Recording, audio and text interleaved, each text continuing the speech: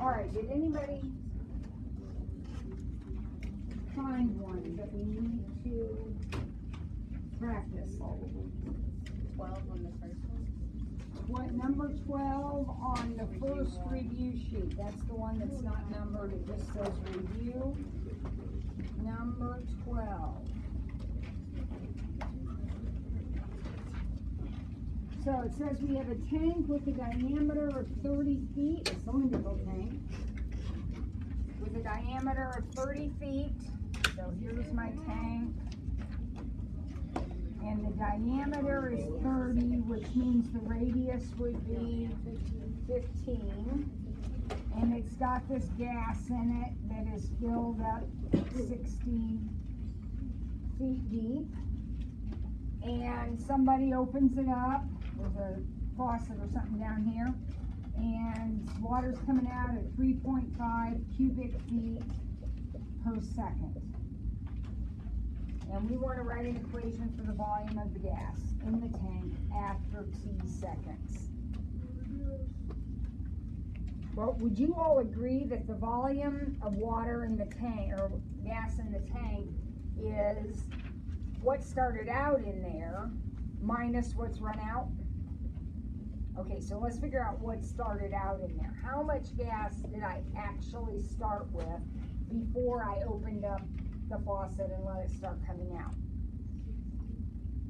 Well, now wait. What's the volume of gas in the tank right now? How do I find the volume of a cylinder? Pi r squared.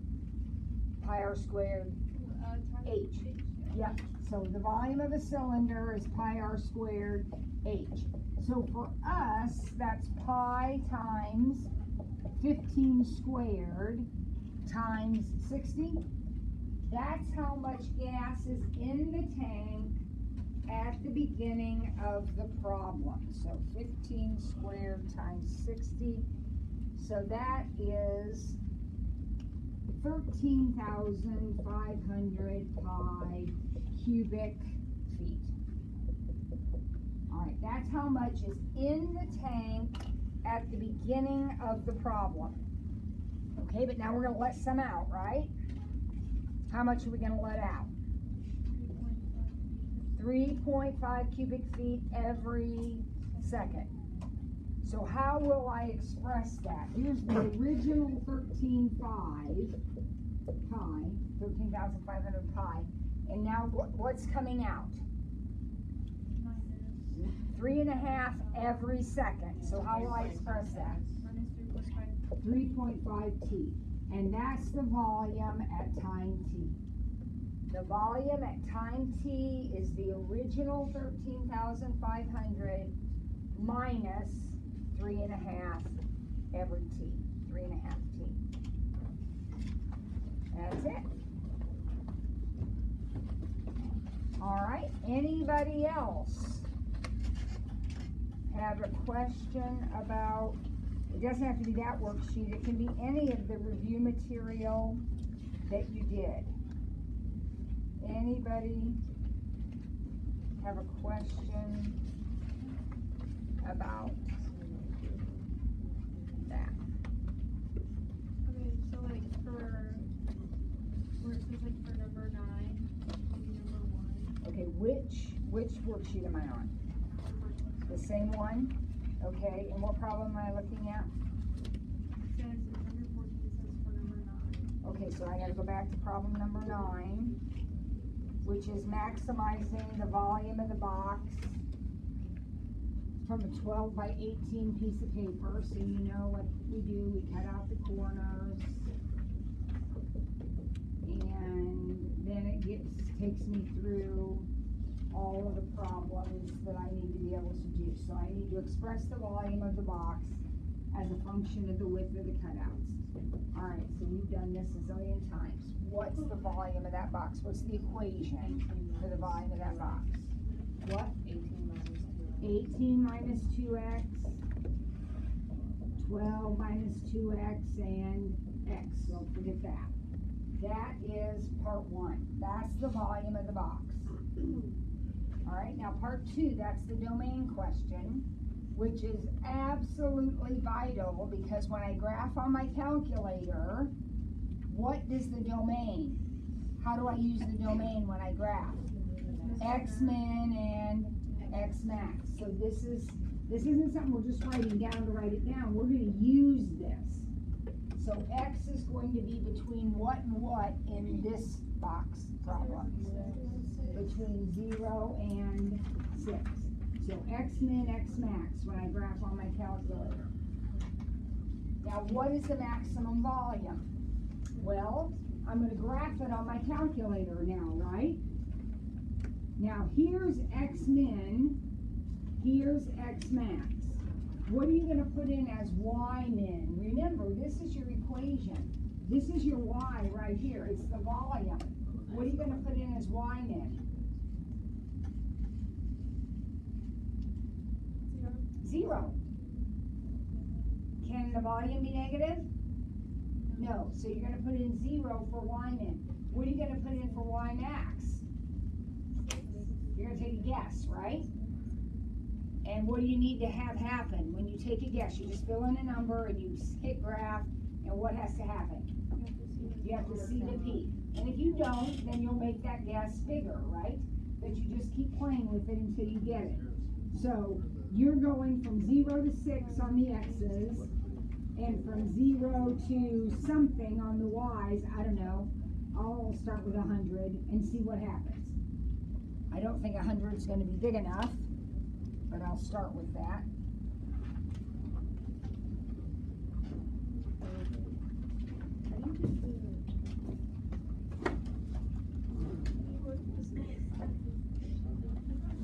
Okay, now 100 isn't big enough because what I see is this, right? So I'm going to go back to my window, and that I'm way short, so I'm going to try 300. And that gives it to me. That gives me the picture that I want when I set my Y-max at 300. Are there other numbers I could set my Y-max at? Are there other numbers I could set my Y-max at? Yeah, billions of them. You got to set it just so you can see the top of the hill. All right, so here we go. Second calc max. I'm going to find that maximum point.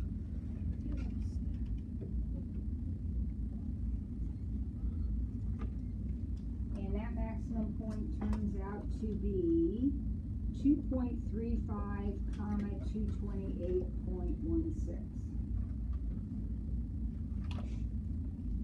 Now, question number 3 said, what is the maximum volume? So what are you going to put down in the answer line? Maximum volume is the Y coordinate, which is 228. That same question could have been asked, find or how big are the cutouts? Then the answer would be 2.35. So make sure when you get to that point that you are answering the question that's asked. And then finally, what size cutouts would be necessary to have a box whose volume is 150? Now, there are lots of ways to approach this, or two that I can think of for sure. But I already have this graph in my calculator. This is already there, right? So what I'm going to do is I'm going to graph y equals 150 as a second equation. So y2, I'm going to leave my parabola in there, my curve in there. And then I'm going to put in y equals 150. And I'm going to hit graph, and what's going to happen? I'm going to see this, and then it's going to shoot that line across. And what am I interested in this problem number 4? What do I want to know in terms of that picture? Where they intersect, right? So there's going to be 2 answers. There's going to be 2 answers. And to find where they intersect, I'll do exactly what I've been doing, but when I go to second calc, I will pick the intersect option. And then I will set my cursor. This is the point I'm looking for, so I need my cursor to be on the left side of that. And then I need it to be on the right side of that. and then I need it to be on there, and that answer is 0.91, comma 150. That's one of the points. And then I'll do the other one the same way. Second calc, looking for that one. So second calc intersect. I need my cursor to be on the left side of that point. And then I need it to be on the right side of that point. And then I need it to be on the point. And that point is 4.14, comma 150. So, how would you answer question number 4? What size cutouts do I need? How would you answer that? You would say either 0.91 or 4.14. Okay. How did you get number 2 again? Like just looking from. Somebody tell her how we knew from 0 to 6 for the domain of this particular function. Chloe? You do the width divided by 2 is 6, and then it's all has to be like greater than 0. Yeah, the size of the cutouts can't be negative, Oh, okay. Yeah. right? Yeah. And if you only have 12 inches to start with, and you're going to take a piece off both sides, you can't take more than 6 if you only have 12 to start with.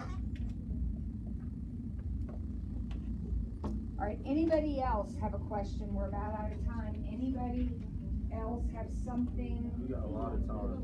Oh, we have a long period. Oh, wonderful, wonderful, wonderful. But we are gonna, take a look at a couple other things here too. Yeah, no, we don't have the entire period to review, unfortunately, but we do have a few more minutes to review. So who else has a question? Caitlin? On the extra practice number 30C. Extra practice. This is the one, the extra video that I did for you. Problem 3C. Did you watch the video? Okay, well, I did this problem on the video. All right, so I'm not going to actually do it again, but I will. Let's talk about what these numbers are because we need to review what the numbers do. So we have some picture,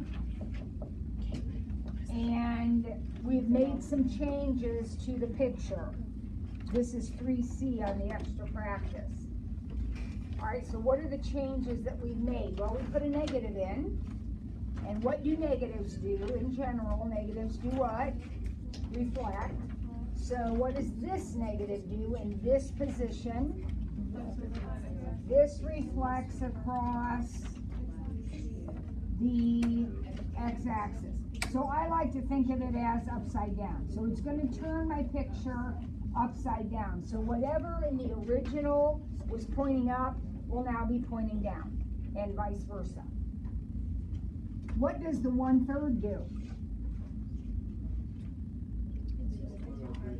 Any multiplier changes the size.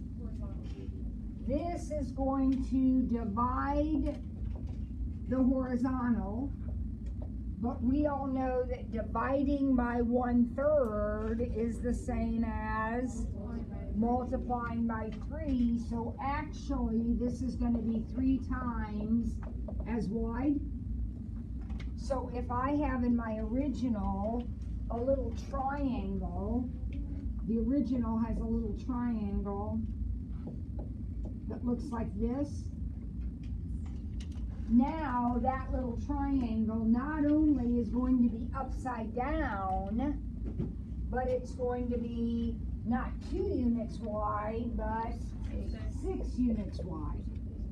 So just that little triangle is going to be upside down and 6 units wide. And then the rest of the picture, you'll do exactly the same thing with all the other pieces of the picture.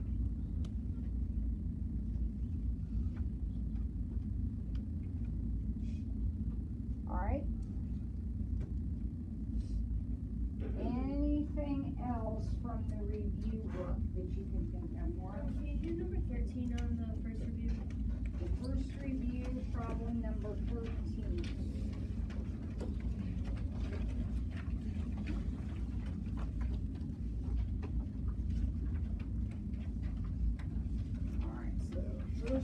problem number 13.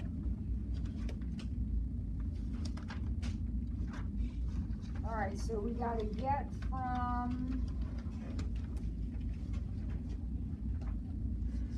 one picture to another.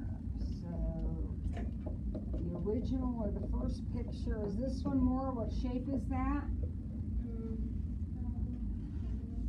Somebody's helping Maura out. Maura, you need to know that's a parabola. I like know what it looks like. I just didn't know. Okay. And normally parabolas are vertex at the origin, not this one. It's been moved. Maura, how has it been moved? Up to, left 2, down 8. Yep. So I don't know if I have enough my hash marks here, but this is my parabola. It's over here at -2, -8. Now, we want to move that parabola to this, we're going to turn it into this parabola. Now, they are exactly the same size. How do I know they are exactly the same size? Because I didn't do what? Multiply. And if I don't multiply, those are exactly the same as your BFF. I haven't changed the shape of them at all. All I've done is change their position. So where is this one sitting now? Right, 3, down 4. So this one is at 3, -4. So I simply need to talk about, all right, how am I going to get from here to there? What am I going to have to do? Well, in the x direction, I'm going to have to do what? In the x direction. Subtract 5. I'm going to have to move it right 5. I'm describing this in words. I'm describing the transformations. So I would say I would move it right 5 units. What else do I have to do? Move it up. I have to move it up 4 units. So you would go right 5 and up 4. That would be your description. I'm going to move it right 5 units and up 4 units. On one of the review sheets, there's a negative out here. Not on this one, but on one of the review sheets, there's a negative out there. So you would have 3 things to do then. You would still go right 5 and up 4, but then you would also turn it upside down. Because that parabola would be upside down. So you would be right 5, up 4, upside down. So it'd be 3 things you have to do. All right, one more question. One more review question from any of the review sheets.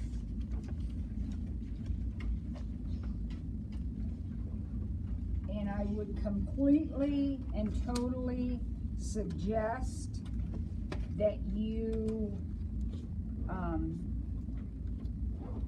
watch some of these videos if you haven't already. At least check your answers. Now, I did not give you the answers to the extra practice, so you pretty much have to watch that video to get the answers. But the rest of them have answers. So one more question? All right. Then what we're going to do now is start section 2-1. Obviously, this is not on your test tomorrow, but it is our next thing.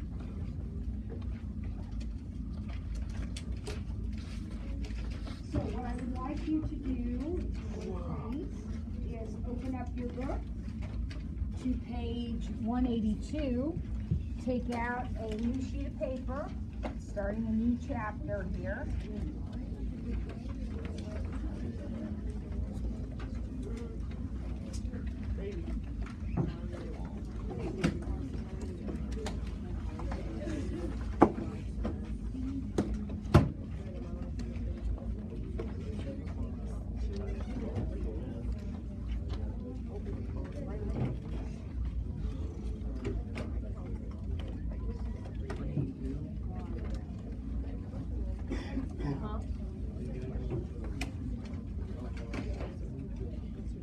So here we are, we're on page 182. We're on page 182, and I'm looking at, we got several different kinds of problems here to look at. all easy, so it's not gonna overload your brain, and some of it's connected to what we're doing right now anyway, so that's good. But not the first part. Number one, part 1 to 6 say determine which are polynomial functions. Now, does anybody have any idea what the restrictions might be? Take a look at those problems 1 through 6. Would your guess on any of those be they're not polynomial functions? As you look through 1 through 6.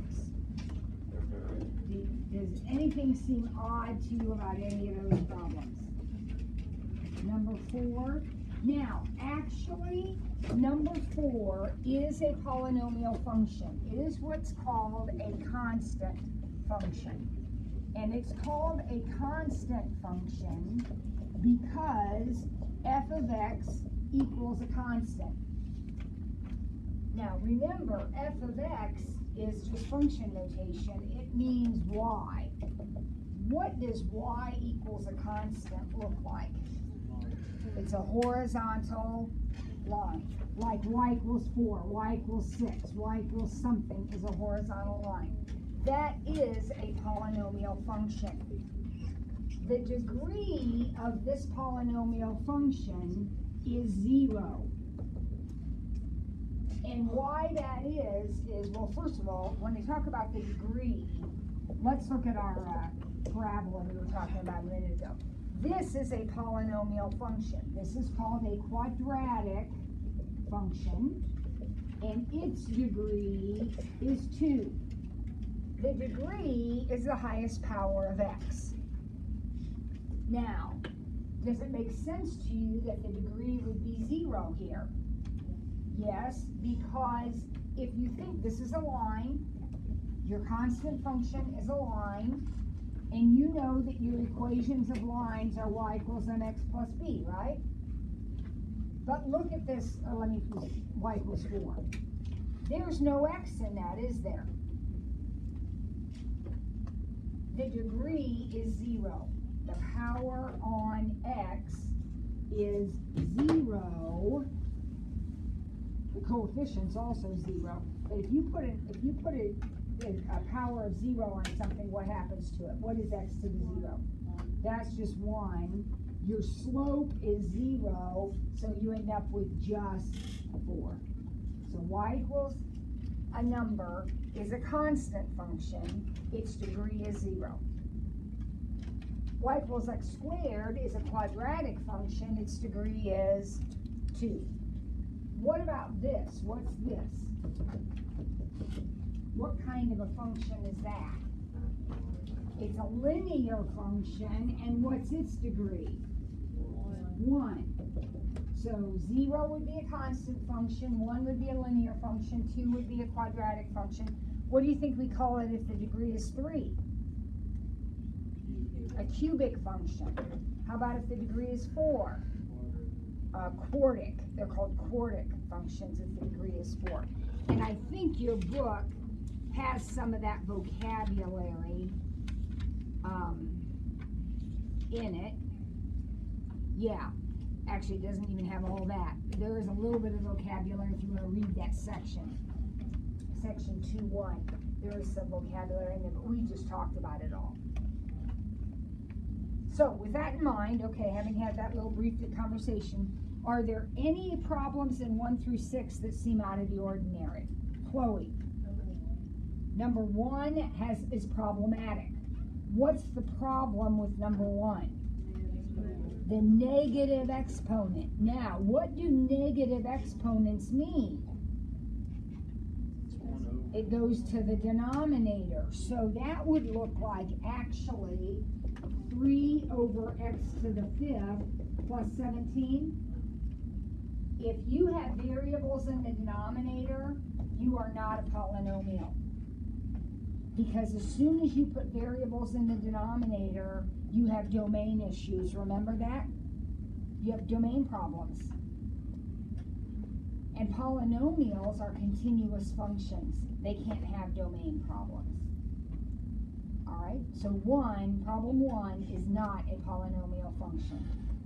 There's one more that isn't. What do you think the other one that isn't is? Number 5. And what's wrong with number 5? It's got radicals. Kids, what are the two things that cause us domain issues? Denominators and radicals. I can't have domain issues in a polynomial function. Okay?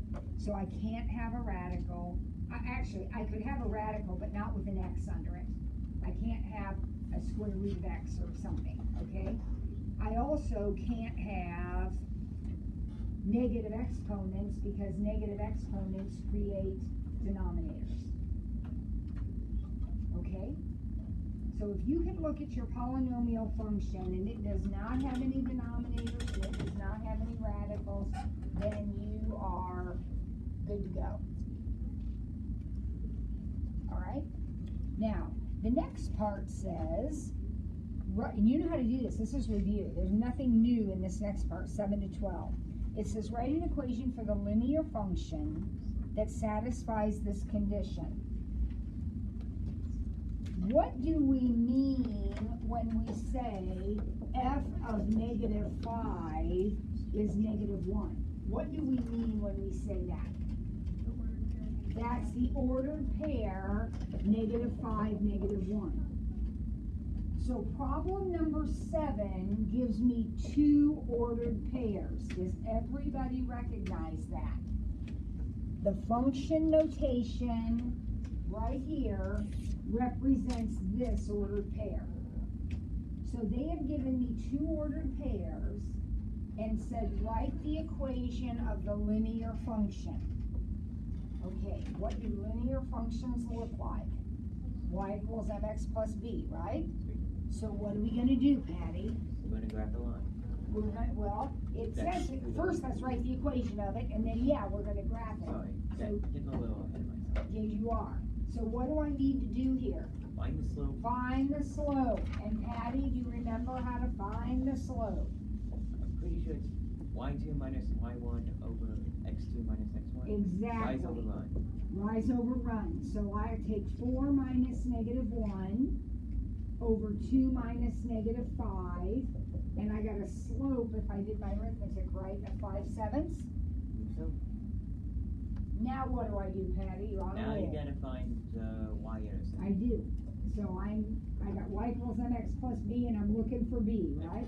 You have the slope and you have 2 options for your y and x coordinates. And because I'm lazy and don't like negatives, I'm going to pick this one. Yeah. Is that fair? Plug it in. Just plug it in 4. and solve from there. Basic algebra. Basic algebra. You are exactly right. After actually basic arithmetic. I'm going to stick a 4 in for y and a 2 in for x. Well, this is 28/7, and that's 10/7. So it looks like b will equal 18/7. There's no way that can be simplified. So y equals 5/7 x minus 18, or plus, excuse me, plus 18/7.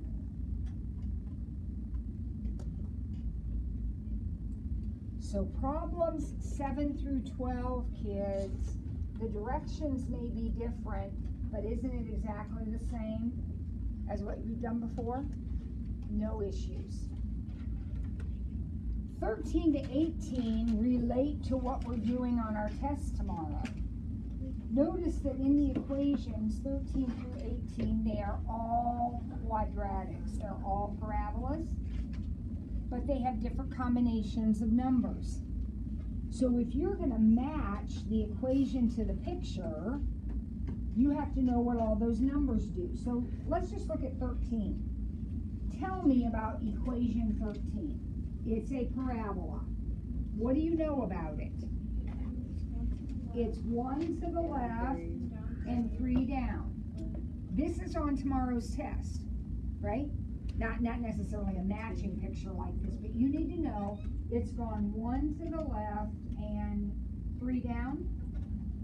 So is there an equation that appears to go 1 to the left and 3 down? Which one is it? It would have to be A. Now, usually when we do this, and I didn't give anybody a chance to say anything, but somebody will say, Wait a minute, Miss Ford, you didn't go 3 down. Well, wait a minute, maybe I did if the scale is different, right? So I need to pay attention to that. I need to pay attention to the fact that I could be changing my scale. Is there any difference at all between the shape of number 13 and the shape of number 14? I know they're in different spots, but is there any difference at all in their shape, 13 and 14? What is different about them? The height is different. So one of them is getting times by 2, and one of them is getting times by 3. So with respect to each other, which one's skinnier? The one that got times by 2 or the one that got times by 3? 3. Because when you times your y's by 3, don't they go up faster? And if you're going up faster, aren't you skinnier? If I'm going over 1 up 2, over 1 up 3, the up 3 one is skinnier. The bigger that number is, the skinnier your parabola is going to be. All right? 19 to 22, just a little bit more, kids. 19 to 22. Describe how to transform the parent graph or the BFF into the graph of the given function. This is on your test. You have to know how to do this. What happens in 19? You're going to move it 3 units, right, and down 2. Is it the same size as the original? Yeah. Is it up? Does it open up like the original? Yeah. All you did was move it over and down, or move over and up. All right. What about 20 though? Tell me about 20. While you do move it down 1, you have to widen the graph. Widen it a lot, right? We're multiplying it by 1/4, so it's going to be 4 times as wide as it was. Because think about this. Just think. In the beginning, you were going over 1 and up 1 when you plotted y equals x squared. Go over 1 and up 1. Now you're only going over 1 and up 1/4. So this was your original parabola. If I go over 1 and up 1/4, can you see what's happening to it, kids? It's getting squished, flattened out, widened. Number 23, we have a new vocabulary word, but the idea is exactly the same as what we've been doing. Number 23, what is the vertex? It used to be at the origin, but where is the vertex in number 23? Where is it? 1, 5, right? Over 1 up 5? Now you have a parabola that's right 1 up 5.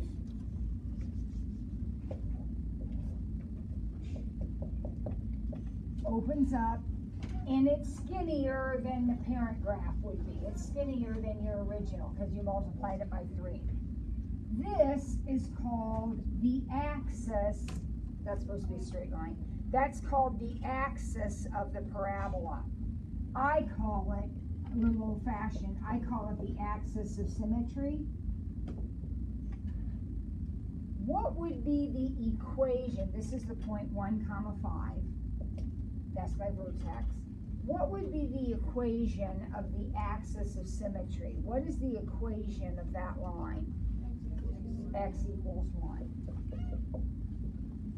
If your equation is written in standard form, like that one was, and let's do one more real quick.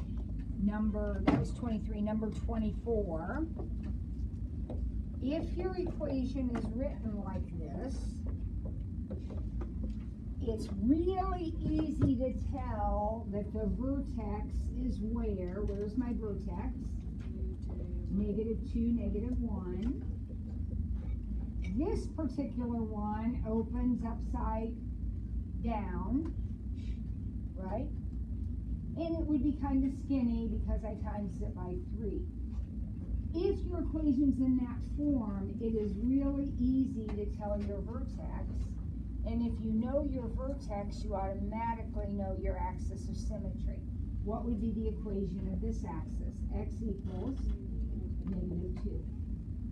Now, the next time we have class, we're going to look at problems like number 27. Because what's the deal with number 27? It's a parabola, but what's about it? What's wrong with it? It does not look like this. So if you have to find the vertex and axis of symmetry, we're either going to have to rewrite the equation like this, or we're going to have some other technique to do it. Because only if it looks like this can I look at it and say, oh yeah, my vertex is at -2, -1. If it doesn't look like that, then I've got a problem, which we will talk about next time. So, Betsy, that's your job. Say, Mrs. Ward, we got to start with number 27. One's like 27. Can you remember that for me? It'll be a few days. Okay, all right, gang. So, that's all I'm going to do with you today. I'm going to sit up here, and you are going to come up and ask me